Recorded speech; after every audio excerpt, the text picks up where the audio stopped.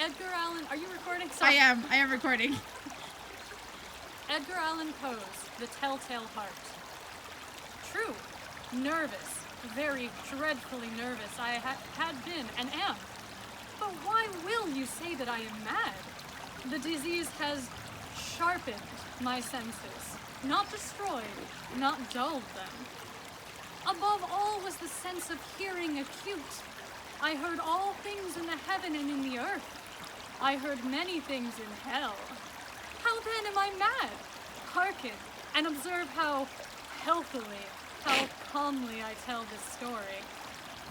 It is impossible to say how first the idea entered into my brain, but once conceived, it haunted me day and night. Object there was none. Passion, there was none. I loved the old man. He had never wronged me. He had never given me insult. For his gold I had no desire. I think it was his eye. Yes, it was this. One of his eyes resembled that of a vulture, a pale blue eye with a film over it. Whenever it fell upon me, my blood ran cold, and so by degrees, very gradually, I made up my mind to take the life of the old man, and thus rid myself of the eye forever. This is a story about how you don't stare creepily at women, I'm gathering. Yes. Now, this is the point. You fancy me mad. Madmen know nothing, but you should have seen me. You should have seen how wisely I proceeded, with what caution, with what foresight, with what dissimulation I went to work. I was never kinder to the old man than during the whole week before I killed him. And every night, about midnight, I turned the latch of his door and opened it, oh, so gently. And then, when I had made an opening sufficient for my head, I put in a dark lantern, all closed, so that no light was shown out. And then I thrust in my head. Oh, you would have laughed to see how cunningly I thrust it in. I moved it slowly, very, very slowly, so that I might not disturb the old man's sleep. This has taken a turn. It took me an hour to place my whole head within the opening so far that I could see him as he lay upon his bed. Ha! Would a madman have been so wise as this? And then, when my head was well within the room, I undid the lantern cautiously. Oh, so cautiously, for the hinges creaked. I undid it just so much that a single thin ray fell upon the vulture eye. And this I did for several long nights, every night, just at midnight. But I found the eye always closed, and so it was impossible for me to do the work. For it was not the old man who vexed me, but his evil eye. And every morning when the day broke, I went boldly into his chamber and spoke courageously to him, calling him by name in a hearty tone, and inquiring how he had passed the night. So you see, he would have been a very profound old man indeed, to suspect that every night, just at 12, I looked in on him while he slept. Upon the 8th night, I was more than usually cautious in opening the door. A watch's minute hand moves more quickly than did mine. Never before that night had I felt the extent of my own powers, of my sagacity. I could scarcely contain my feelings of triumph. To think that there I was, opening the door, little by little, and he not even to dream of my secret deeds or thoughts. I fairly chuckled at the idea, and perhaps he heard me, for he moved in the bed suddenly, as if startled. Now you may think that I drew back, but no. His room was as black as pitch, with a thick darkness, for the shutters were close fastened, through fear of robbers. And so I knew that he could not see the opening of the door, and I kept pushing in, slowly, slowly. I had my head in and was about to open the lantern when my thumb slipped on the tin fastening and the old man sprang up in the bed, crying out, "Who's there?" I kept quite still and said nothing. For a whole hour I did not move a muscle, and in the meantime I did not hear him lie down. He was still sitting up in bed and listening, just as I have done, night after night, hearkening to the death watches in the wall. Presently I heard a slight groan, and I knew it was the groan of mortal terror. It was not a groan of pain or grief. Oh no. It was the low, stifled sound that arises from the bottom of a soul when overcharged with awe. I knew the sound well. How long did you record? I mean, I have a video up to 13 minutes on here. Nice. You're at 6:02. Cool. Many a night, just at midnight, when all the world slept, it has welled up from my own bosom. I lost my place, deepening, with its dreadful echo, the terrors that distracted me. I say I knew it well. I knew what the old man felt, and I pitied him, although I chuckled at heart. I knew that he had been lying awake ever since the first slight noise when he had turned in the bed. His fears had been ever growing upon him. He had been trying to fancy them causeless, but could not. He had been saying to himself, "It is nothing but the wind in the chimney. It is only a mouse crossing the floor," or "It is merely a cricket that has made a single chirp."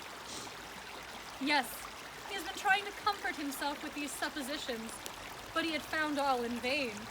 All in vain, because death, in approaching him, had stalked with his black shadow before him and had enveloped his victim. And it was the mournful influence of the unperceived shadow that caused him to feel, although he neither saw nor heard, to feel the presence of my head within the room. When I had waited a long time, very patiently, without hearing him lie down, I resolved to open a very, very little crevice in the lantern. So I opened it. You cannot imagine how stealthily, until at last, a single dim ray, like the thread of a spider, shot out from the crevice and full upon the vulture eye. It was open, wide, wide open, and I grew furious as I gazed upon it. I saw it with perfect distinctness, all a dull blue with a hideous veil over it that chilled the very marrow of my bones. But I could see nothing else of the old man's face or person, for I directed the ray as if by instinct, precisely upon the damned spot. And now, have I not told you that what you mistake for madness is but an over-acuteness of the senses? Now I say, there came to my ears a low, dull, quick sound, such as a watch makes when enveloped in cotton. I knew that sound well, too. It was the beating of the old man's heart. It increased my fury, as the beating of a drum stimulates the soldier into courage. But even yet as I refrained and kept still, I scarcely breathed. I held the lantern motionless. I tried how steadily I could maintain the ray upon the eye. Meantime, the hellish tattoo of the heart increased. It grew quicker and quicker, louder and louder every instant. The old man's terror must have been extreme. It grew louder, I say, louder every moment. Do you mark me well? I have told you that I am nervous. So I am. And now at the dead hour of the night, amid the dreadful silence of that old house, so strange a noise as this excited me to uncontrollable terror. Yet for some minutes longer I refrained and stood still. But the beating grew louder, louder. I thought my heart must burst. And now a new anxiety seized me. The sound would be heard by our neighbor. The old man's hour had come. With a loud yell, I threw open the lantern and leaped into the room. He shrieked once only. In an instant, I dragged him to the floor and pulled the heavy bed over him. I then smiled gaily to find the deed so far done. But for many minutes, The heart beat on with a muffled sound. This, however, did not vex me. It would not be heard through the wall. At length it ceased. The old man was dead. I removed the bed and examined the corpse. Yes, he was stone dead. I placed my hand upon his heart and held it there for many minutes. There was no pulsation. He was stone dead. His eye would trouble me no more. If you would still think me mad, you will think so no longer when I describe the wise precautions I took for the concealment of the body. The night waned and I worked hastily, but in silence. First of all, I dismembered the corpse. I cut off the head and the arms and legs. I then took up 3 planks from the flooring of the chamber and deposited all between the scantlings. I then replaced the boards so cleverly, so cunningly, that no human eye, not even his, could have detected anything wrong. There was nothing to wash out, no stain of any kind, no blood spot whatever. I had been too wary for that. A tug had caught it all. Ha ha! When I had made an end to these labors, it was 4 o'clock, still dark at midnight. As the bell sounded the hour, there came a knocking at the street door. I went down to open it with a light heart, for what had I now to fear? There entered 3 men who introduced themselves with perfect suavity as officers of the police. A shriek had been heard by my neighbors during the night. Suspicion of foul play had been aroused.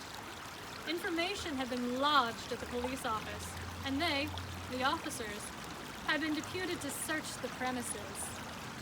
I smiled, for what had I to fear? I bade the gentleman welcome. The shriek, I said, was my own in a dream. The old man, I mentioned, was absent in the country. I took my visitors all over the house. I bade them search, and search well. I led them at length to his chamber. I showed them his treasures, secure and undisturbed. In the enthusiasm of my confidence, I brought chairs into the room, and desired them here to rest from their fatigues, while I myself, with the wild audacity of my perfect triumph, placed my own seat upon the very spot beneath which reposed the corpse of my victim. The officers were satisfied. My manner had convinced them. I was singularly at ease. They sat, and while I answered cheerily, they chatted familiar things. But ere long, I felt myself getting pale and wished them gone. My head ached, and I fancied a ringing in my ears. But still they sat and still chatted. The ringing became more distinct. It continued and gained definitiveness, until, at length, I found that the noise was not within my ears. No doubt I now grew very pale, but I talked more fluently and with a heightened voice. Yet the sound increased, and what could I do? It was a low, dull, quick sound, much like a sound as a watch makes when enveloped in cotton. I gasped for breath, and yet the officers heard it not. I talked more quickly, more vehemently, but the noise increased steadily.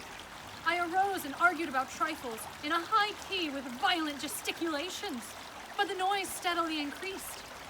Why would they not be gone? I paced the floor to and fro with heavy strides, as if excited by fury to the observation of the men, but the noise steadily increased. Oh God! What could I do? I foamed, I raved, I swore. I swung the chair upon which I had been sitting and grated it upon the boards, but the noise arose all and continually increased. It grew louder, louder, and still the men chatted pleasantly and smiled. Was it possible they heard not? Almighty God, no. They heard, they suspected, they knew. They were making a mockery of my horror. This I thought and this I think. But anything was better than this agony. Anything was more tolerable than this derision. I could bear those hypocritical smiles no longer. I felt that I must scream or die. And now, again, hark! Louder! Villains, I shrieked. Dissemble no more. I admit the deed. Tear up the planks. Here, it is the beating of his hideous heart. It's actually really hard to do